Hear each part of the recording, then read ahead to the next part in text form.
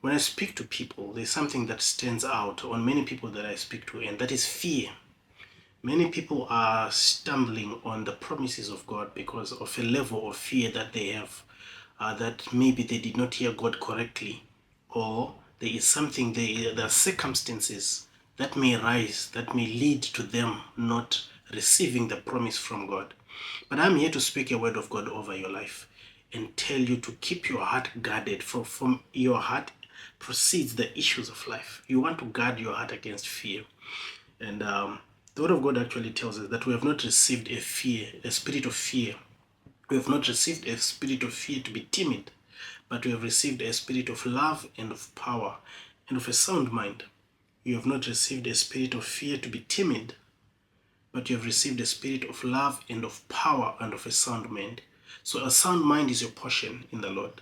When you hear anything that brings fear into your life, you need to be at a place where you can rebuke it and know that is not your portion in the Lord. So one of the things that, like I said, is outstanding when I speak to people who are standing for restoration is the fear that they are going to lose their spouse for good, either to the counterfeit woman, counterfeit man, counterfeit lifestyle, counterfeit anything, counterfeit choice that the spouse would have walked into in rebellion, obviously. But God is a good God. That is also a litmus test for you to see where you are standing in the Lord. Sometimes you can be standing in the right place, but not standing correctly, which is your heart posture. Your heart posture may not be in the right place. So God deals with you first. And part of what you go through during your marriage stand is God recalibrating your heart posture and teaching you to stand in Him and fellowship with Him correctly. I've spoken about this many times. Now we're going to read the 1 John chapter 4. Let me read quickly from verse 15. 1 John chapter 4 verse 15, it says, "Whosoever shall confess that Jesus is the Son of God, God dwelleth in him and he in God. And we have known and believed the love that God has for us. We have known and believed the love that God hath to us. God is love, and he that dwelleth in love dwelleth in God, and God in him. Herein is our love made perfect, that we may have boldness in the day of judgment, because as he is, so are we in the world. There is no fear in love, but perfect love casteth out fear, because fear hath torment. He that feareth is not made perfect in love." We love him because he loved us first.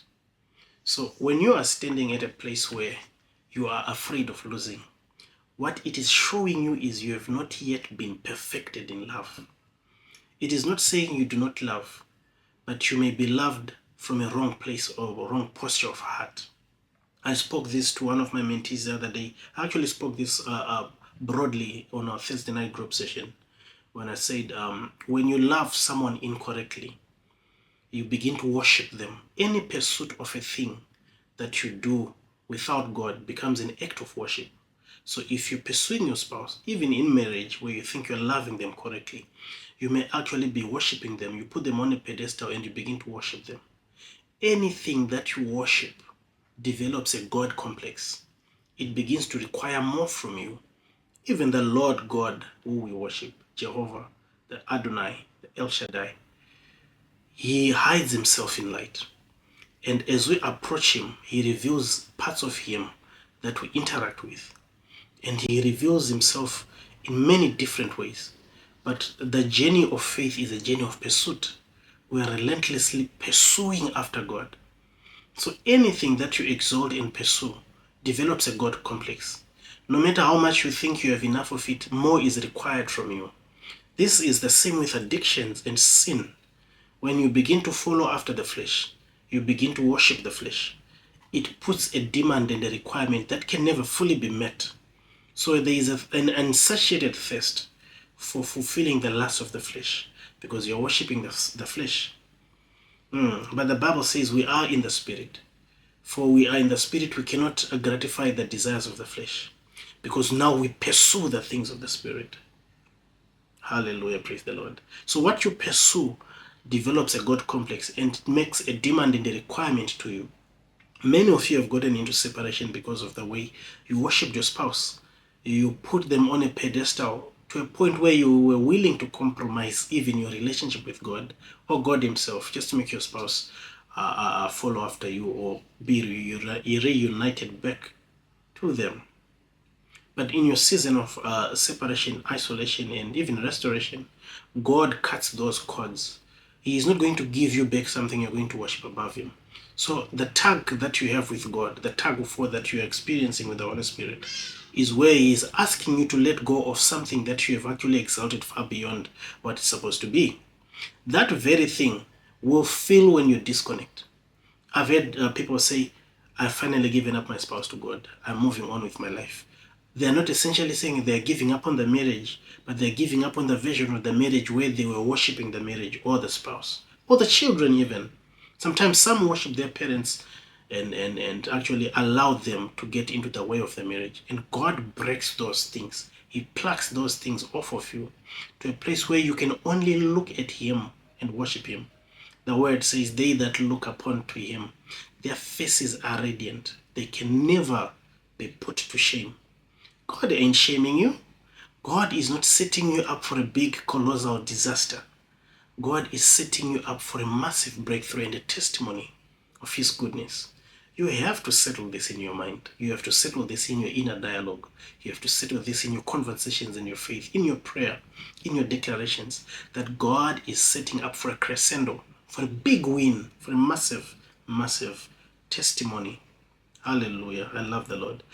The Bible says, he that feareth has not been perfected in love. So the fear that you're experiencing is showing you how much you have been perfected in love. It's not to judge you. It's just to call you to more, call you to higher, give up more, readjust your posture of heart. Focus on the Lord. The word says, I set the Lord continuously before me, and He is at my right hand. You want to keep the Lord where He needs to be in your life and cut off any pursuit that does not give glory to God. We are all called to that. No one is exempt. In our ministry gifts, in our callings, in our pursuit of the Lord, and the things that He has put before us, we are all called at one point and another to be corrected by the Lord to say, you are overdoing this more than you are looking at me. And we shift our focus and we look back to Him, and our faces are radiant. So I want to challenge you and tell you, the fear you're experiencing, I have a mentee that the Lord has been doing so much work in her, and I'm proud of her because the Lord has been healing her. And one day when we were having our one-on-one session, I said to her, if you call me to speak to me about your spouse, I'm not going to answer her. And then she does call and said, I want to speak to you about my spouse. I said, we're not going to have the call today. And a few days later, she says to me, I went into the Word and I read the Word, and the Lord healed me in the Word. There is a call to look to Him, to make Him your all, your solution, your life giver. We can come out here and encourage you as much as we can, but the call is to look at Yeshua Mashiach. The call is to look at the Lamb of God. The call is to hear His voice. He says, my sheep hear my voice. They know it and they obey it. So if we too are to do anything, we are to teach you to hear the voice of the Lord correctly, to posture your heart in such a way that when God speaks, you hear Him and you obey Him. You are on a calling to obedience. Even though you're standing for your marriage, you're standing for your children, you're standing for your parents, you're standing for a promise from God that He gave you. You're being called to a pursuit of a God who reveals Himself. Hallelujah, praise the Lord. There is no fear in love, but perfect love casts out fear. Some of these spouses, you're not loving them correctly. What you thought was good, what you thought was correct, was not how they wanted to be loved. And that love is repelling. So you keep chasing someone who's pulling away from you. You're operating from a place of fear, and they're running away from the toxic love that you think is good for them. But something deep down in them also tells them, this is not how things should be. whether they are saved or not, there is something in a person, in a man, that tells them to move away from toxicity. And I say this with so much caution and grace, that what you may have thought to have been good love you're giving could have been something that has actually led you to be here where you are. But the Lord is correcting it in this season of your life. If you allow Him to heal you and to speak into your life, to touch you in the ways only God can touch, and to yield. And these are so cliche terms and colloquialism we use in faith. But really, you can yield to God and surrender to Him and say, God, from now, it's only you and me. We all get to that place where we have to make up our minds and make Him our all. May today be that day for you where you say, God, I'm making you my all. Perfect me in love. When you are in the Lord and you get deeper into Him, you get deeper into everything else. You get deeper into yourself. You get deeper into all the goodness that can be in this world, even in the world to come. Pursue the Lord relentlessly. Make Him your delight. Delight in the Lord. Run after Him. Stay at His feet. Make Him the very core of your existence. That I am here for you and only you. Every other thing, God, that you're going to allow me to have is a blessing and a benefit. And I thank you for it. But you are the center of my existence. And I'm only here because of you. See what happens to your life. Hallelujah. Praise the Lord. I hope this encourages you. I always reach out and say, if you need someone to walk with and pray with, you can contact me. My details are below here, the video. We're also open for mentorship if you want someone to mentor you through this journey, someone to work with. Email me and I will pray. Don't email me if you've not prayed and the Lord has not led you to come here, because I'm also selective at whom I speak to. So you have to pray and come when you know the Lord is sending you to sit and be mentored. Hallelujah, praise the Lord. Father, we thank you for your word is powerful, loaded with grace, full of love. Thank you for your love that casts out fear. Thank you for perfecting us in love, to love correctly with a perfected love. I pray and I bless your name in the mighty name of Jesus Christ. Amen. I love to hear your testimonies. Reach out to me. I want to hear what the Lord has been doing to your life. Put down on the comment section, what has God done for you in this season?